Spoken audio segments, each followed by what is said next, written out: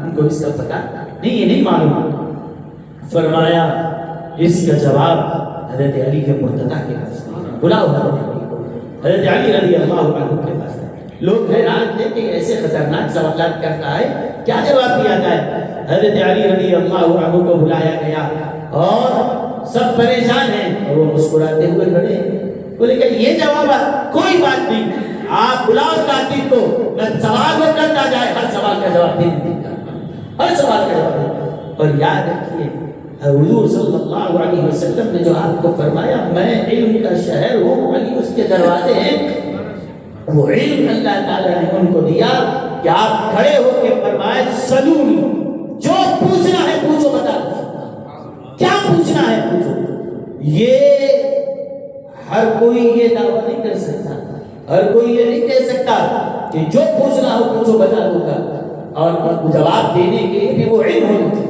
حضرت علی رضی اللہ عنہ فرماتے ہیں کہ اگر میں صرف سورہ فاتحہ کی تفسیر لکھوں، کتنی تفسیر ہوگی؟ آپ اب تک کتنی بڑی تفسیر دیکھیں، کتنی بڑی تفسیر دیکھیں، بہت بڑی سے بڑی. ہم آپ جامعہ نظامیہ میں آئیے، لائبریری میں آپ کو دکھیں گے قرآن کی ایک اتنی موٹی جلد کی 40 جلدوں میں ایک قرآن کی تفسیر، 50 جلدوں میں، 100 جلدوں میں قرآن کی تفسیر کی گئی ہے. اتنی بڑی تفسیریں کی گئی. حضرت علی رضی اللہ عنہ فرماتے ہیں پورا قرآن نہیں، صرف سورہ فاتحہ، صرف سورہ فاتحہ کی اگر میں تفسیر لکھوں اور لکھتا جاؤں گا اور کتابیں بناتے جاؤ رکھتے جاؤ اونٹ پہ.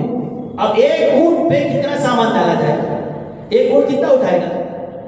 وہ کنٹلوں میں اٹھائے گا، بہت زیادہ وزن اٹھا سکتا ہے. فرمایا کہ صرف سورہ فاتحہ کی تفسیر لکھتے جاؤں اتنے دفتر، اتنے کتابیں تیار ہو جائیں گے کہ 70 اونٹ مل کے بھی ان کتابوں کو نہیں اٹھا سکیں گے صرف سورہ فاتحہ کی تفسیر. میں نے اپنے نبی سے وہ علم حاصل کیا ہے کہ صرف سورہ فاتحہ کی تفسیر کرتا جاؤں، یہ اونٹ آج آ جائیں گے، نہیں اٹھا پائیں گے، اتنا مکتبوں کے مکتبے بھر جائیں گے، لیکن سورہ فاتحہ کی تفسیر مکمل نہیں ہوگی. وہ علم اللہ کے رسول علیہ السلام نے ہمیں عطا فرمایا. ایک مرتبہ ایک شخص آیا اور آ کر کہنے لگا آپ نے کہا سلونی، جو چاہے پوچھو جواب دوں گا، میں ایک سوال کرنا چاہتا ہوں. بولے کیا سوال ہے؟ فرمایا کہنے لگا مجھے یہ بتائیے کہ اس وقت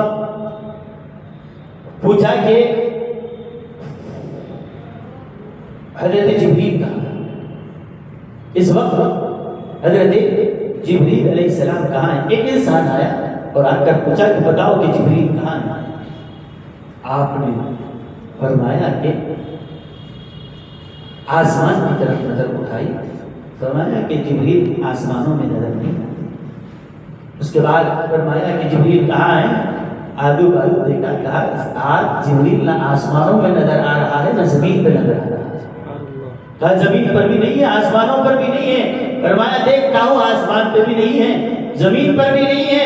جب زمین پہ بھی نہیں، آسمان پہ بھی نہیں، یا تو جبریل تم ہو یا میں، کوئی نہیں ہے. تو کہنے لگے میں انسان نہیں، میں خود جبریل ہوں، فرشتہ ہوں، انسانی شکل میں آیا ہوں، دیکھنا چاہتا تھا کہ آپ کے علم کے وسعت. سبحان اللہ. اور اسی طرح کا واقعہ حضرت خضر کے بارے میں کہ انہوں نے بھی سوال کیا، لیکن ایک روایتیں الگ الگ ہے. میں نے عرض کر دیا کہ ایسے عجیب و غریب سوالات ان کے پاس آتے تھے. ایک مرتبہ ایک شخص آیا اور دعویٰ کر ایک عورت تھی، اس کو بچہ پیدا اور دوسری عورت لایا ایک ساتھ، تو جیسے آپریشن تھیٹر میں ایک ساتھ 2 مریضوں کو لے کے چلے جاتے ہیں، لایا ایسے ہی کی کہ 2 عورتوں کو ایک ساتھ اندر لے گئے اور اندھیرا تھا. اندھیرا زچگی ہونے کے بعد دایا سے غلطی ہو گئی، بچے کو اٹھا کے رکھی اندھیرے میں. پھر بعد میں اس کو یاد نہیں رہا کہ بیٹا کس کا ہے بیٹی کس کی ہے، یہ سمجھ نہیں مکس ہو گیا. اب جب باہر آئے تو باہر نکلنے کے بعد ہر کوئی یہ کہنے لگا بیٹا ہمارا ہے بیٹی ان کی. ہر کوئی بولا بیٹا ہمارا ہے بیٹی ان کی. فیصلہ کس بنیاد پہ کیا جائے؟ دایا سے پوچھا، اندھیرا تھا، وہ کس کا بچہ کدھر رکھی مجھے پتا نہیں چلا، کیا کیا جائے؟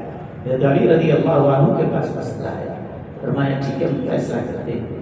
فرمایا اس دایا سے کہو ان ایک ہی مقدار میں ان دونوں عورتوں کا بھی دودھ دیا جائے، یعنی اتنے ملی لیٹر اس کا بھی، اتنے ملی لیٹر اس کا بھی، ایک ہی مقدار میں، کوانٹٹی دونوں کی سیم ہے.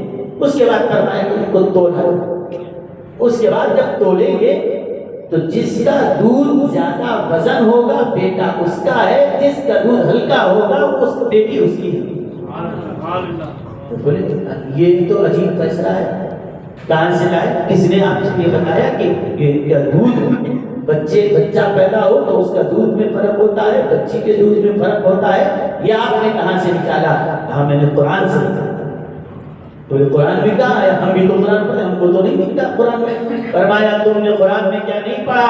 اللہ نے فرمایا یوصیکم اللہ فی اولادکم للذکر مثل حظ الانثیین. اللہ تم کو تمہاری اولاد کے بارے میں وصیت فرماتا ہے کہ تمہارے لیے اللہ نے فیصلہ کیا کہ تمہاری للذکر مثل حظ الانثیین، بیٹی کو کتنا حصہ ملے گا وراثت میں؟ بیٹے دو بیٹیوں کا جتنا حصہ ہے بیٹے کا اتنا حصہ ہوگا. یعنی اگر کسی شخص کو دو بیٹیاں ہیں اور ایک بیٹا ہے، ایک بیٹا دو بیٹیاں ہیں اور 1,00,000 روپے ہیں، تو 50,000 اس بیٹے کو دیں گے، باقی 25,000 دونوں بیٹیوں کو دیں گے.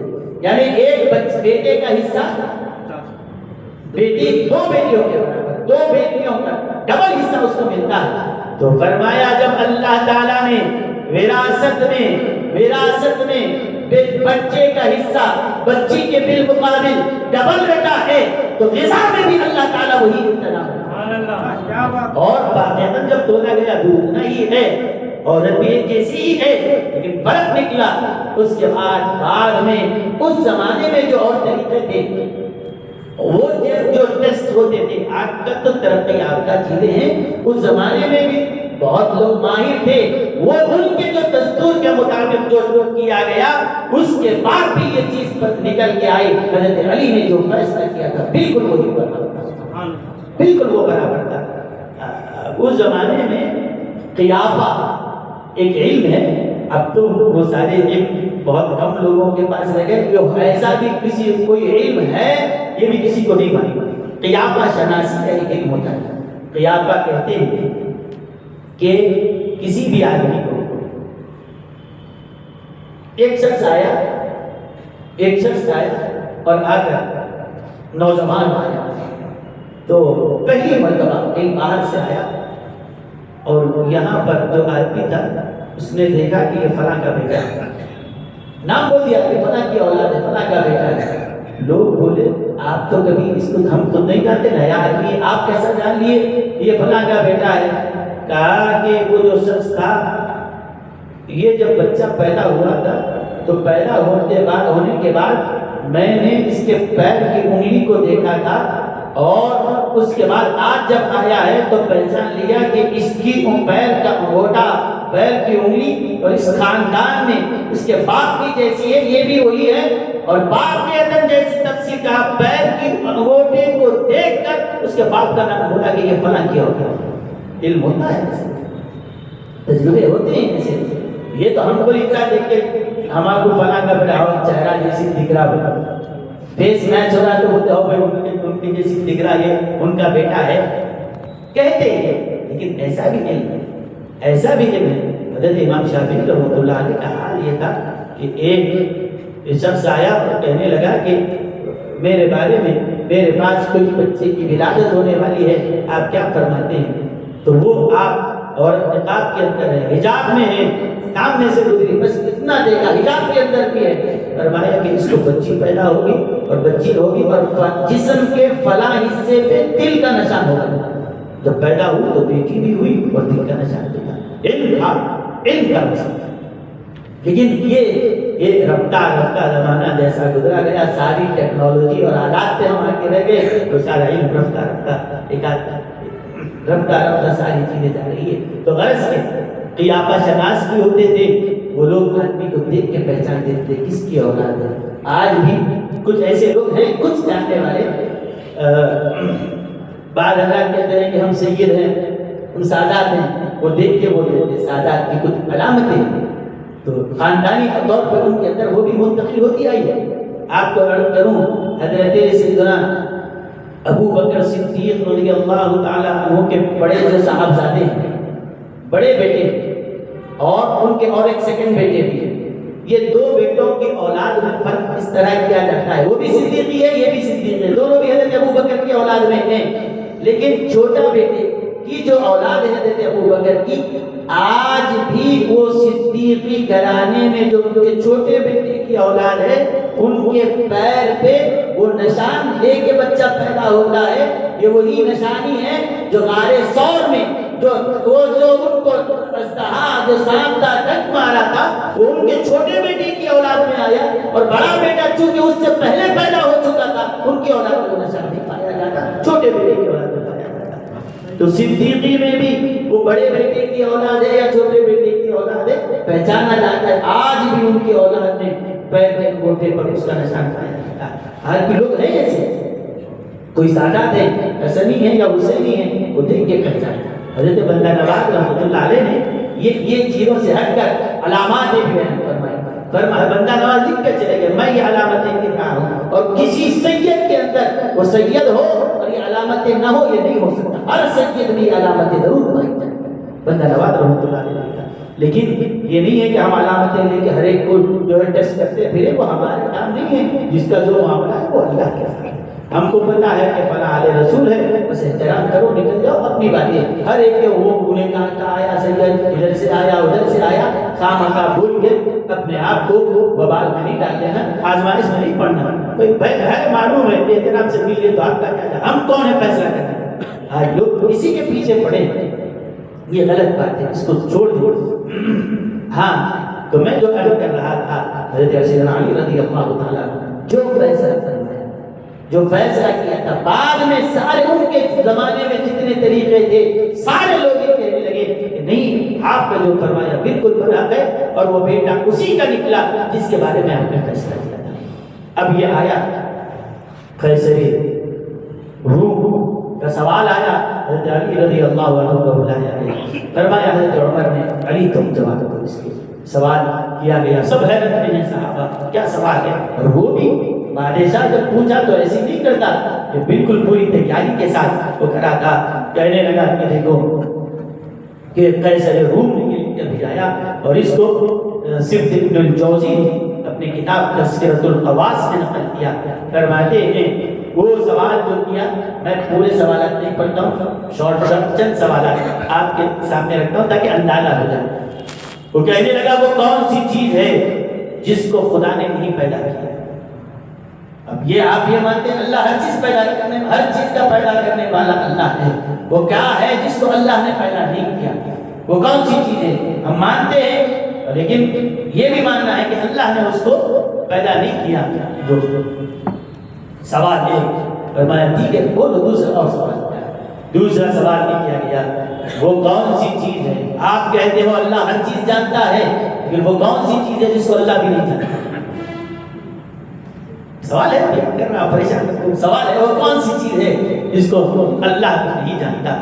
پوچھا ٹھیک ہے اور بول، اور کیا سوالات ہیں؟ سب جیسے آپ کو حیرت ہو رہی تھی صحابہ کو بھی حیرت ہو رہی تھی یہ کیا پوچھ رہا ہے، جواب کیا دیا جائے گا، پوچھ کیا پوچھتا ہے. بڑے اطمینان کے ساتھ کہتے ہیں، بڑے اطمینان کے ساتھ کہتے ہیں اور کیا سوالات ہیں تیری طرف؟ بولے وہ آپ یہ لوگ یہ مانتے ہیں اللہ کے پاس سب کچھ ہے، سب ہے اللہ کے پاس، وہ کون سی چیز ہے جو اللہ کے پاس نہیں ہے؟ ٹھیک ہے اور کیا؟ وہ کون سی چیز ہے صرف اس کے اندر بال، جسم میں صرف بال کے علاوہ کوئی اور چیز نہیں ہے، یعنی سر نہیں، پیر نہیں، کان نہیں، ہاتھ نہیں، کچھ نہیں، صرف بال ہی بال ہے. وہ کیا ہے بتاؤ؟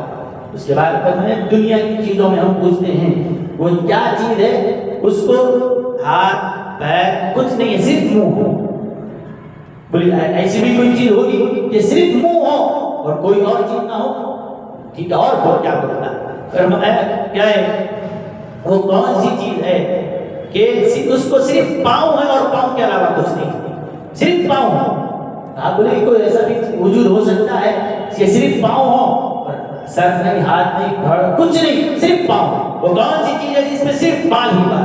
وہ کون سی چیز ہے جس کو صرف منہ ہے اور کچھ نہیں؟ وہ کیا ہے؟ صرف پاؤں ہے اور کچھ نہیں. اور فرمایا وہ کون سی چیز ہے جو صرف آنکھ ہے، آنکھ کے علاوہ کچھ نہیں، صرف آنکھ ہے اور اس کے علاوہ بھائی آنکھ ہو تو کہاں رکھی بھی ہوگی؟ سر میں ہوگی، تو آنکھ ہے تو سر میں ہے تو آنکھ بھی ہوگی، سر بھی ہوگا، سر کہاں ہوگا تو جسم پہ، پھر یہ بھی ماننا پڑے گا، لیکن صرف آنکھ ہے اور آنکھ کے علاوہ یہ پہلیاں تھی اس کی، اور یہ سمجھ رہا تھا کہ اس کا جواب کوئی نہیں لا سکتا، اور کیا پوچھ، سب حیران ہیں، یہ بولتے اور پوچھ، کیا پوچھنا ہے، پوچھ دے جا، تو کہنے لگا یہ بتائیے کہ وہ کون سی چیز، وہ کون سا شخص ہے، ہر انسان کا کچھ نہ کچھ خاندان ہوتا ہے، خاندان ہے، ماں باپ ہے، بھائی بہن، رشتے دار ہے، وہ کون سا شخص ہے جس کا کوئی خاندان ہی نہیں، خاندان ہی نہیں، کچھ نہیں ہے، ماں باپ بھی نہیں، کوئی نہیں، خاندان، جس کا کوئی خاندان ہی نہیں، پتا وہ کون۔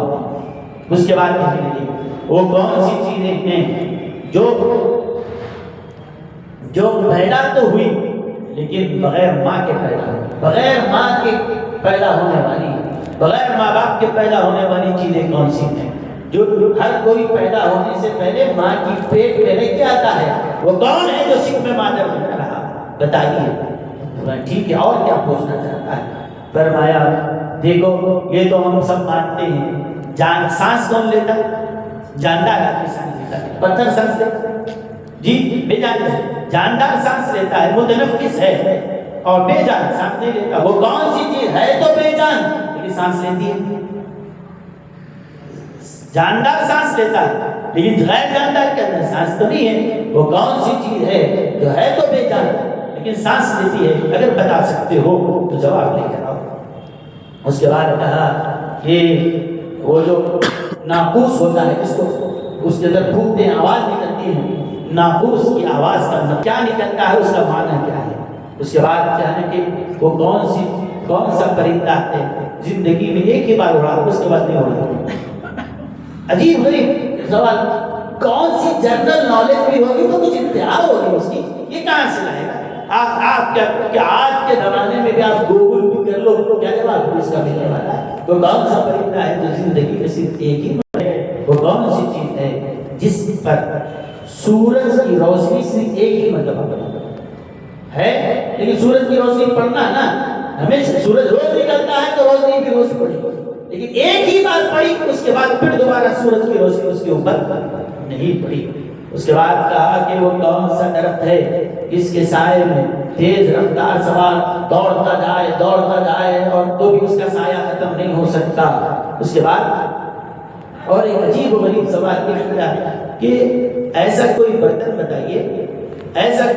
بتائیے کہ جس میں دو چیزیں ڈالو، جیسے آپ کھانا کھاتے ہو، اگر آپ ادھر سے یعنی مثال کے طور پہ ایک ٹماٹر کا شیروا بھی ڈال لو اور ادھر سے دالچا بھی ڈال لو، کیا ہوگا؟ دونوں جب ملیں گے تو کیا کوئی چیز ہے دونوں کو روکنے والی؟ جب دونوں ایک دوسرے کے، اچھا وہ سالن کے اوپر اور ایک سالن ڈالو، دونوں مکس ہوں گے یا نہیں ہوں گے؟ تمہیں وہ کون سی کھاد ایسی ہے اگر آپ بتا سکتے ہو تو بتاؤ کہ اس میں الگ الگ چیزیں ڈالو، کہ آپ دال بھی ڈالے، سالن بھی ڈالے، شیروا بھی ڈالے، اور یا جو ڈالنا ہے پورے ڈالو، ہر کوئی اپنی جگہ رہنا، ملنا ہے، چٹنی بھی ڈالیے، سب ڈالو، ملنا ہے۔ اور مجھ کو اس کی دو مثالیں ہیں، ایک اس دنیا کی، ایک اس دنیا کی، دو مثالیں ہیں۔ آپ بولیں گے وہاں مل جاتا، جنت میں ہو سکتا ہے، سب دنیا میں بھی اس کی مثال ہونا، دنیا میں بھی اس کی مثال، ٹھیک ہے؟ اور کیا چیز چاہتا ہے؟ فرمایا وہ کون سا درخت ہے، درخت کے لیے آپ جانتے ہیں پانی کا ہونا ضروری ہے، درخت کے لیے ضروری ہے کہ دھوپ بھی اس کو ہو، وہ کون سا درخت ہے جو پانی کا محتاج ہے نا دھوپ کا محتاج؟ آپ بھی وہ سے پوٹس لاتے ہیں، وہ انڈور آؤٹ ڈور کا الگ ملتا ہے، باہر دھوپ میں رکھنے کا الگ ہوتا ہے، اندر رکھنے کے، لیکن پانی تو سب کو دینا، لیکن وہ کون سا درخت ہے جب پانی کی ضرورت ہے نہ دھوپ کی ضرورت ہے؟ بتائیے اگر کوئی بتا سکتے ہو تو۔ اس کے بعد کہنے لگے کہ وہ کون سی، مجھے اس جنت کے بارے میں آیا ہے کہ اس کے سیف کے اندر ضرور نکلے گی، لیکن وہ جب وہاں پر ہے تو اس کی کوئی دنیا میں آپ ہم کو کوئی مثال دے سکتے ہیں تو بتائیے۔ یہ سوالات اگر کسی عالم سے کیے جائیں، کسی اللہ والے سے کیے جائیں تو وہ کہے گا یہ میرا سبجیکٹ نہیں ہے، آپ جائیے کسی اور کو۔ یہ پوچھنا ہے نماز روزہ زکات کچھ پوچھنا ہے تو ہم یہ بتائیں گے یہ چیز نہیں ملے گی، لیکن چونکہ ایک ملک کے بادشاہ نے اسلامی خلیفہ کو یہ کہا، اگر اس کا جواب نہ دیا جاتا تو وہ پوری دنیا میں یہ ڈنڈورا پڑتا کہ ہم نے مسلمانوں کے خلیفہ سے سوال کیا تھا اور وہ لاجواب ہو گئے، انہوں نے جواب نہیں دیا۔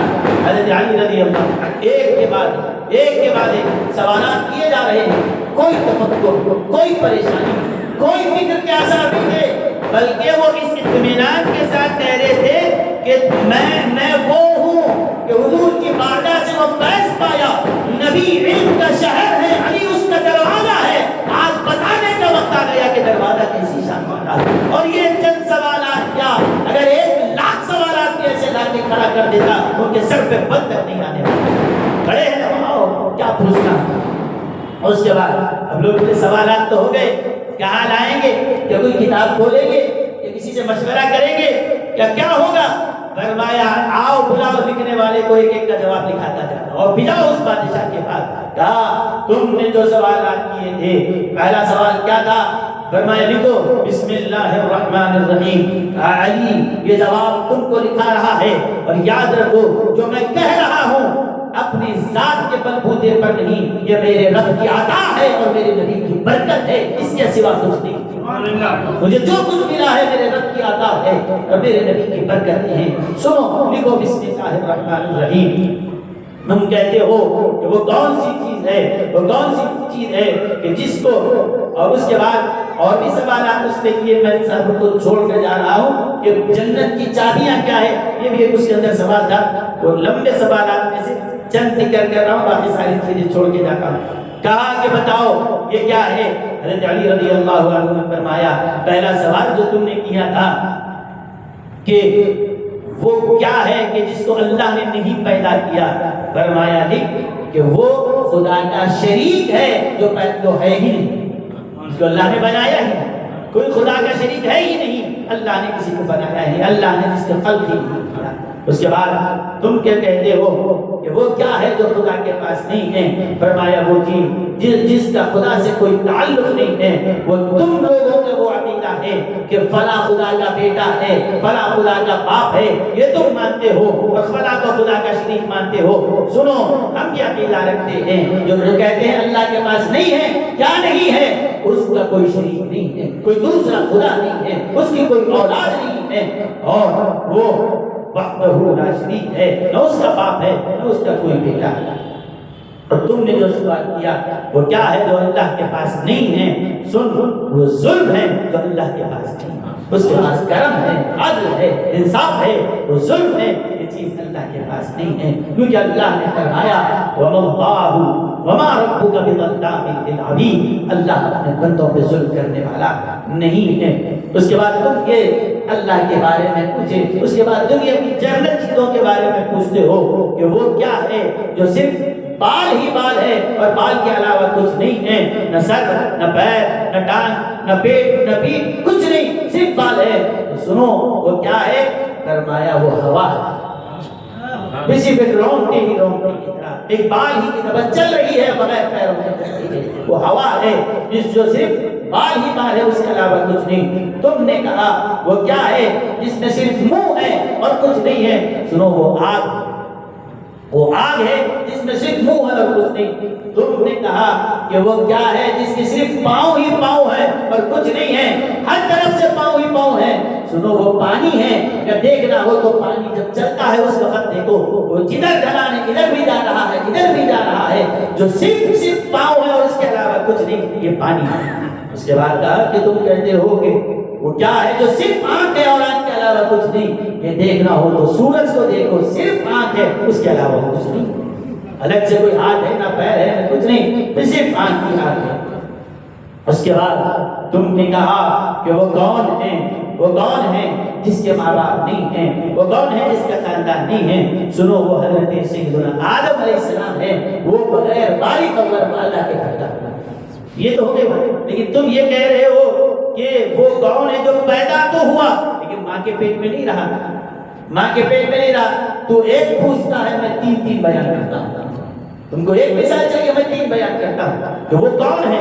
پیدا تو ہوا پیدا تو ہوا، زندہ بھی ہے، لیکن ماں کے پیٹ سے جنم نہیں لیا۔ قل وہ کون ہیں، وہ کون ہیں جو بغیر ماں کے پیٹ سے پیدا ہوئے؟ میں ایک نہیں، تین، دو تو یہ ہو گئے، جملہ 5۔ ایک حضرت آدم ہیں، بغیر والد کے پیدا ہوئے۔ حضرت حوا ہیں، بغیر ماں باپ کے حضرت آدم کی پسلی سے پیدا ہوا۔ اور بھی اگر دیکھنا چاہتا ہے بغیر ماں باپ کے، بغیر ماں کی پیٹ میں رہے کہ کوئی پیدا ہو گیا، تو سن، وہ حضرت اسماعیل علیہ السلام کی جگہ پہ جو بکرا دمبا ذبح کیا گیا ہے، وہ کسی ماں باپ سے پیدا نہیں ہوا، وہ جنت سے آیا۔ کوئی اور مثالیں دیکھنا چاہتا ہے جو بغیر ماں باپ کے پیدا ہوا، زندہ ہے اور اس کے کوئی ماں باپ نہیں ہے، تو سن، وہ اژدہا جو حضرت موسیٰ نے عصا کو زمین پہ مارا اور لکڑی اژدہا بن گئی ہے، وہ اژدہا کسی ماں کے پیٹ سے پیدا نہیں ہوا، وہ لکڑی تھی اور اژدہے میں تبدیل ہو گئی۔ یہ ہے وہ جو ماں کے پیٹ سے پیدا نہیں ہوا۔ تم کیا ہسٹری جاننا چاہتے ہو، جنرل نالج جاننا چاہتے ہو، خدا کی وحدانیت کے بارے میں، اللہ کی معرفت کے بارے میں، جو پوچھنا چاہتے ہو پوچھو، بیان کروں گا۔ اور سننا چاہتا ہے بغیر ماں کے کون پیدا ہوا، سن، حضرت صالح کی وہ اونٹنی، جب آپ نے معجزہ دکھایا، پہاڑ کو توڑا، پہاڑ کے اندر سے زندہ اونٹنی آئی، یہ پہاڑ کے پیٹ سے نکلی، ماں کے پیٹ سے جنم نہیں ہوا۔ اور کیا تو سوچتا ہے وہ کون سی چیز ہے جو بے جان ہے لیکن سانس لیتی ہے، بے جان ہے لیکن سانس لیتی ہے؟ اور قرآن کہتا ہے وہ کیا ہے، وہ بے جان چیز کیا ہے، وہ صبح ہے۔ قرآن نے کہا وَالصُّبْحِ اِذَا تَنَفَّسَ، اور صبح کا وقت جب وہ سانس لیتا ہے تو یہ بے جان ہے، لیکن اس کا سانس لینا بھی ایک حقیقت رکھتا ہے۔ اور اس کے بعد کہا ناقوس کی آواز کا مطلب کیا ہے؟ فرمایا ناقوس کی آواز آتی ہے حقاً حقا، مہلاً مہلا، عدلاً عدلا، صدقاً صدقا۔ کیا مطلب اس کا؟ سنو، حق ہے، ٹھہرو ٹھہرو، صبر کرو، اللہ انصاف کرنے والا ہے، اللہ سچا ہے، یہ اس کی آواز کا مطلب ہے۔ اس کے بعد کہا کہ وہ پرندہ جو صرف ایک بار اڑا، اس کے بعد کبھی پرواز نہیں کیا، سنو، وہ کوہ طور سے اڑنے والا وہ پرندہ ہے جو زندگی میں ایک مرتبہ پرواز کیا، اس کے علاوہ اس کی کوئی پرواز نہیں ہے۔ تم کہتے ہو کہ وہ کون سی دنیا کی ایسی کون سی جگہ ہے کہ سورج کی روشنی صرف ایک بار، سورج روز نکلتا ہے لیکن اس جگہ سورج کی روشنی نہیں پڑی، وہ کون سا مقام ہے؟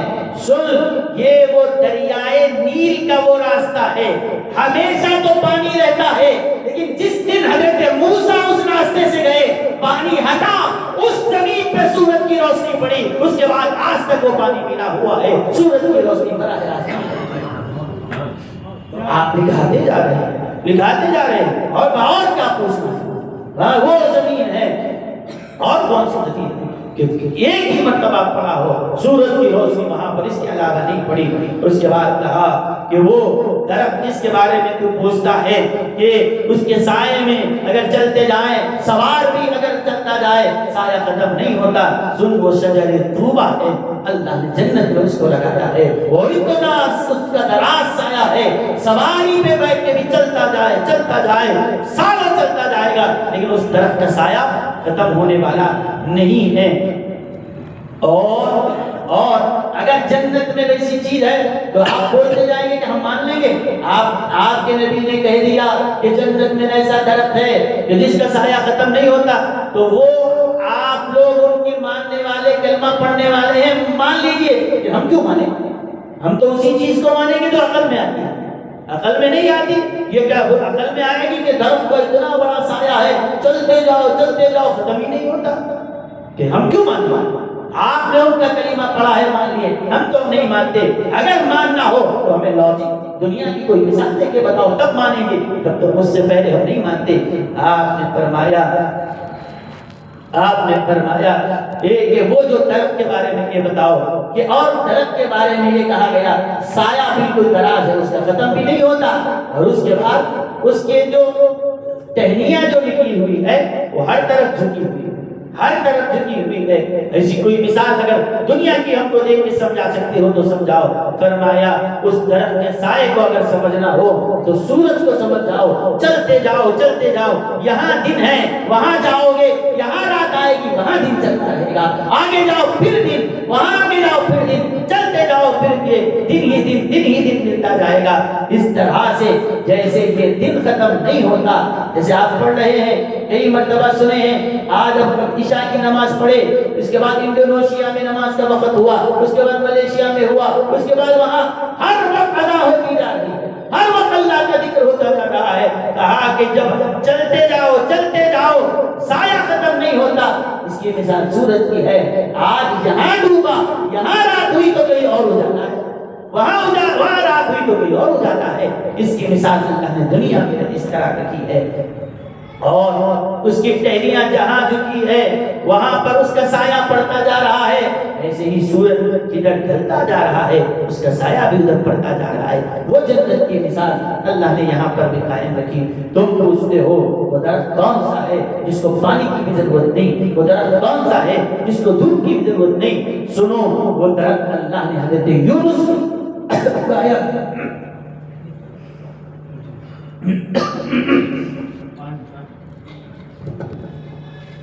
ہے, جس کو اللہ نے اگایا اور وہ نہ دھوپ کا محتاج نہ پانی کا محتاج. وہ درخت حضرت یونس کے لیے اللہ نے اگایا. وَأَنبَتْنَا عَلَيْهِ شَجَرَةً مِّن يَقْطِينٍ, وہ کدو کا درخت ہے. جب حضرت یونس مچھلی کے پیٹ سے باہر نکل کے آئے وہ چل نہیں پاتے تھے, کھائیں کیا, غذا کیا لیں, جس کی وجہ سے ان کو پھر سے وہ 40 دن مچھلی کے پیٹ میں رہے. وہ ساری چیزیں ہو, اللہ نے ان کے لیے کدو کی بیل اگائی. وہ کدو کی بیل جو ہوگی نہ پانی کی محتاج تھی نہ کسی دھوپ کی محتاج تھی, اللہ نے اس کو اگایا. تم اس کے بعد کہتے ہو کہ جنت میں آیا کہ ایک ہی ڈش میں آپ الگ الگ سالن اس کے اندر ڈالے اور سارے ڈالنے کا ملنا نہیں. لیکن آپ کے نبی بول رہے ہیں, آپ مان لیے, آپ کے نبی نے کہا کہ جنت میں اس طرح سے ہوگا کہ اگر اس کے اندر الگ الگ یہ چیز, مثال کے طور پر آپ نے وائٹ چٹنی ڈالی, ادھر سے لال چٹنی اسی کے اوپر ڈالو, کیا ہوگا؟ وائٹ الگ ریڈ الگ رہے گا یا دونوں مل جائیں گے؟ ان حضور علیہ السلام فرماتے ہیں جنت کی غذا ایسی ہے, دو چیزیں ڈالو تو دونوں الگ الگ رہے گی, ایک دوسرے کے اوپر ملے گی نہیں. ایسا ہوگا؟ واہ واہ, ایسے کیسے ہوگا؟ ایک چیز کو دوسرے میں ڈالیں اور پھر اس کے بعد ایک ہی بات, ایسا کبھی کیا ممکن ہے؟ لیکن ہم تو مانتے ہیں کیونکہ نبی نے فرمایا. اگر اللہ تعالیٰ نے جنت میں ایسی چیزیں تیار کر کے رکھی ہم مانتے ہیں, لیکن اگر کوئی یہ کہے آپ سے کہ ایک کٹورا لیجیے, ایک کٹورے میں آپ دودھ ڈالیے اور اس کے بعد اس کے اندر کوئی اور چیز بھی ڈالیے, کوئی اور چیز بھی ڈالے آپ, اور تو جیسے روح افزا ہے وہ بھی ڈالو اور دودھ بھی ڈالو, اس کے بعد ڈال کے شیک کرو. شیک کرنے کے بعد بولے ریڈ شیڈ نہیں آنا اس کے اوپر, دودھ ہی رہنا, اور وہ اس کے اندر جو ہے لکوڈ جو ہم نے ڈالا روح افزا ڈالو, آپ شہد ڈالو, اس کے اندر ملنا نہیں. کیا ہو سکتا ہے؟ پھر بھی الگ احتیاط سے کونے میں ادھر ایک ڈالے, بیچ میں کوئی آڑ لگتی ہے, تھوڑا بہت سائڈوں کا مکس اپ ہوگا. لیکن یہاں بات ویسے نہیں, شیک بھی کر رہے ہیں آپ تو بھی نہیں, نہ یہ اس کے اوپر جائے نہ وہ اس کے اندر کھلے. ایسا کوئی ہوگا؟ اگر جنت میں ہو سکتا ہے تو ہمیں دنیا میں کوئی ایسی مثال لا کے بتاؤ. اگر مثال لاؤ گے تو مانیں گے, ورنہ یہ چیز کو ہم انکار کرتے ہیں. اتنی سی بات ہے. اللہ نے جنت میں جب چیز رکھی ہے تو سمجھانے کے لیے اس کا کچھ نمونہ دنیا میں بھی رکھا ہے. دنیا میں بھی کوئی ایسی چیز ہے, کون سی چیز؟ کوئی ٹھوس چیز نہیں, لکوڈ کی بات ہو رہی ہے. دو لکوڈ چیزیں ایک ساتھ ڈالو اور شیک کرو, ملنا نہیں, یہ کیسے ہوگا؟ فرمایا ایسے ہوگا. اگر سمجھ میں نہیں آتا تو تم نے کبھی اللہ کی مخلوق پہ غور نہیں کیا, غور کرتے ہوتے تو پتہ چل جاتا. بولے کہ دنیا میں بھی ہے, ہاں. کیا تم نے کبھی انڈا نہیں دیکھا؟ اس میں زردی بھی ہے, سفیدی بھی ہے. اس کو دکان سے لاؤ, ہلاتے لاؤ, کیا زردی سفیدی میں مل گئی؟ کیا سفیدی زردی میں مل گئی؟ کہا نہیں.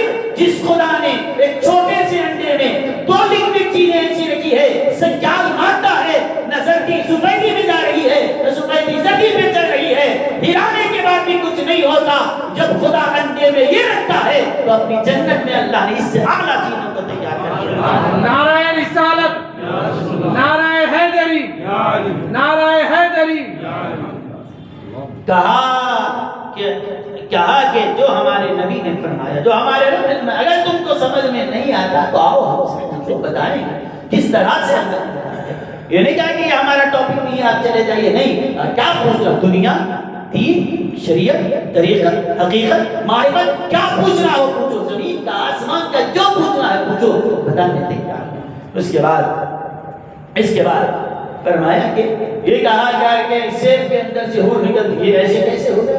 کیا الادین کا چراغ ہے کہ اندر سے جن نکل جائے؟ یہ کیا ہے کہ سیب کے اندر سے حور نکلے؟ کہا کہ سیب کے اندر سے حور نہیں نکلی. پھر اگر حور نکلی تو پھر اندر کا سیب میں جگہ کیا فلت نہیں ہوگی؟ یہ کیا ہوگا؟ سیب میں کمی نہیں آتی کیا؟ اس کے اندر سے اگر اس کو نکال دیا جائے. آپ نے فرمایا سیب کے اندر سے اگر کیڑا نکلو تو اندر کیا کوئی خالی جگہ ملے گی جس میں کیڑا تھا؟ کوئی جگہ خالی نہیں ہوتی. تو جیسے اللہ سیب میں کیڑا نکالتا ہے ویسے ہی کسی پھل کے اندر سے حور کو بھی ظاہر کرتے تو ہمارے لیے تو کوئی تعجب کی بات نہیں ہے.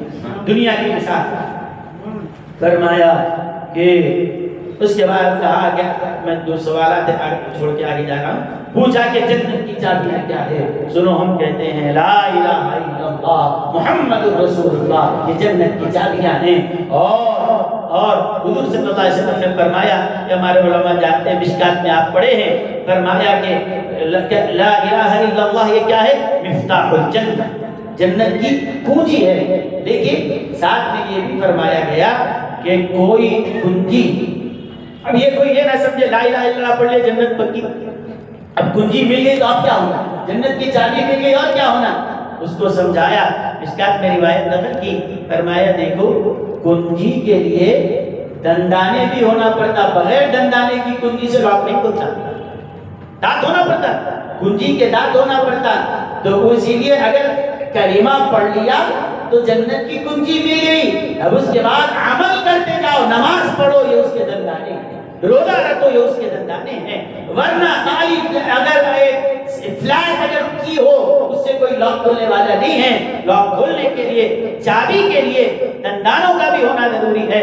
اور لا الہ الا اللہ محمد رسول اللہ یہ چابی ہیں. نماز، روزہ، زکات، حج یہ سارے اعمال اس کے دندانے ہیں. اور بغیر دندانے کے کوئی چابی سے آپ لاک نہیں کھول سکتے. اسی لیے عقیدہ بھی ضروری، ایمان بھی ضروری ہے اور عمل بھی ضروری ہے. عقیدہ اور ایمان چابی ہے اور عمل اس کے دندانے ہیں، دانت ہے.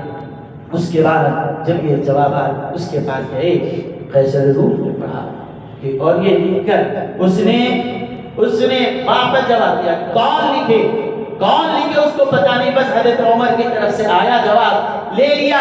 اور اس کے بعد وہ جب یہ پڑھا تو کہنے لگا خدائے واحد کی قسم، یہ جواب اگر کوئی دے سکتا ہے تو خاندان رسالت کا ہی کوئی شخص دے سکتا ہے، اس کے علاوہ کوئی نہیں دے سکتا. خاندان رسالت ہی کا کوئی فرد ہوگا تو یہ دے سکتا ہے، ورنہ کوئی اور نہیں دے سکتا. لوگوں نے کہا ہاں، جس خاندان رسالت کے فرد کی تم بات کر رہے ہو وہ داماد رسول، وہ زوج بطول حضرت سیدنا علی مرتضی رضی اللہ تعالیٰ عنہ. اس کے بعد اس نے کہا کہ اگر حضرت علی رضی اللہ تعالیٰ عنہ نے اگر یہ جواب دیے ہیں تو اس کے بعد کہنے لگا، میں جواب میں اور ایک خط ان کو لکھا اور کہنے لگا سلام علیکم، سلام ہو آپ کا.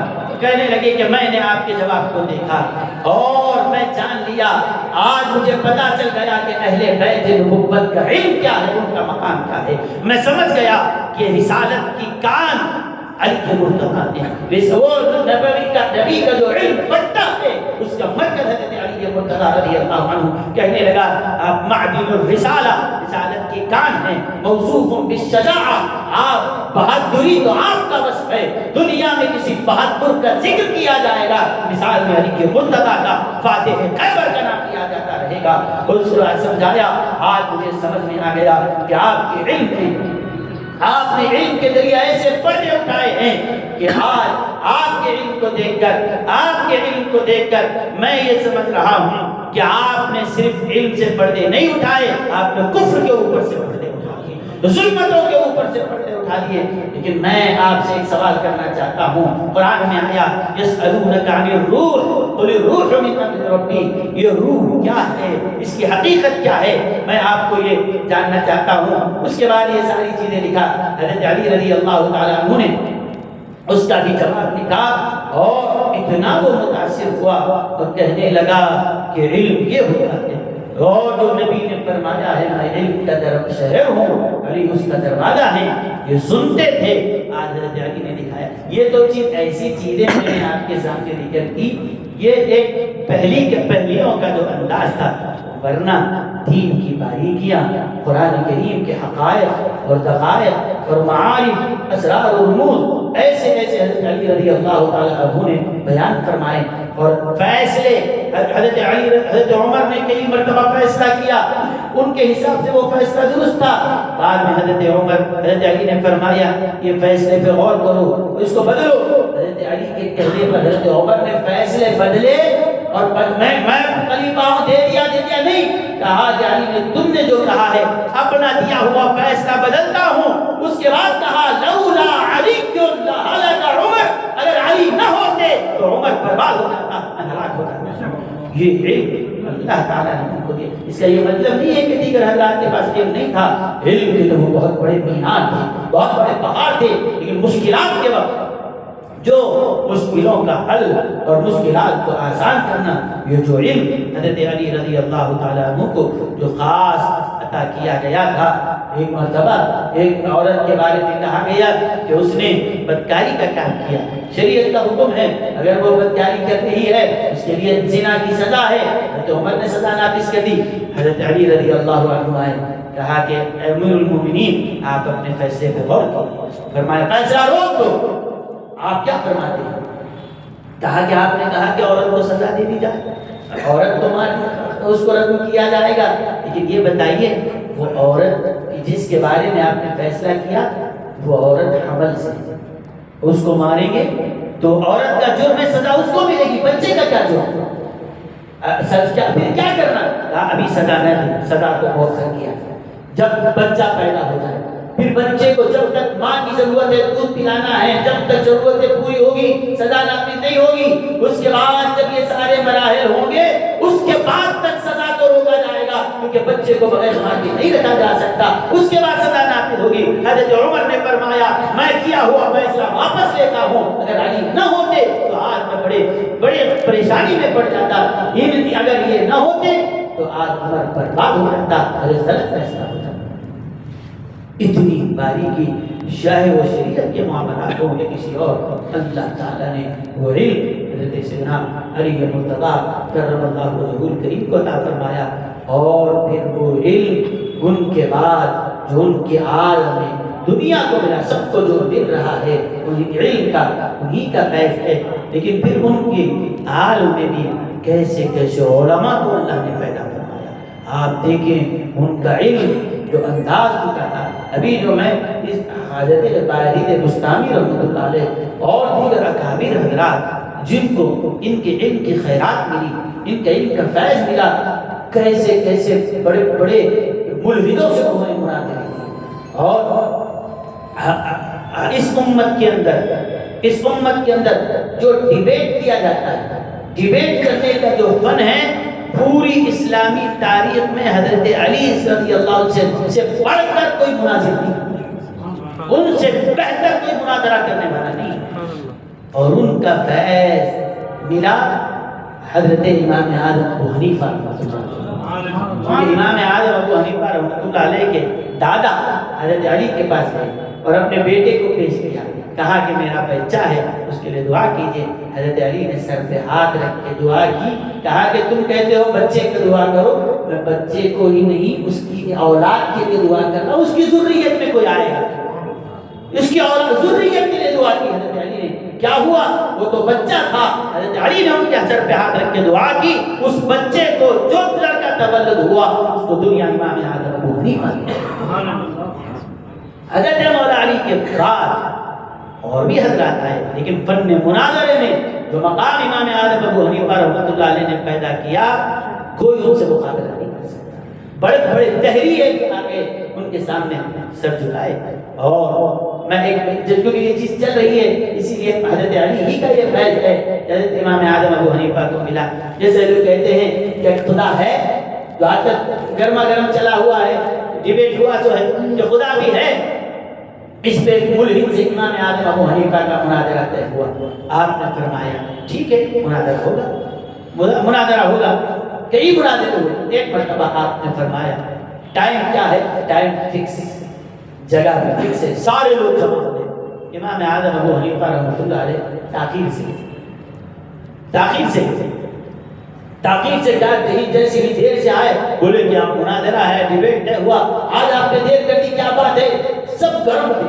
آپ نے فرمایا مجھے دیر کیوں ہوئی، تھوڑا یہ تو سن لو پہلے۔ کیونکہ مناظرہ کیا تھا کہ خدا، کوئی خدا نہیں ہے، بس لوگوں نے سمجھ لیا ہے کہ کوئی خدا ہے۔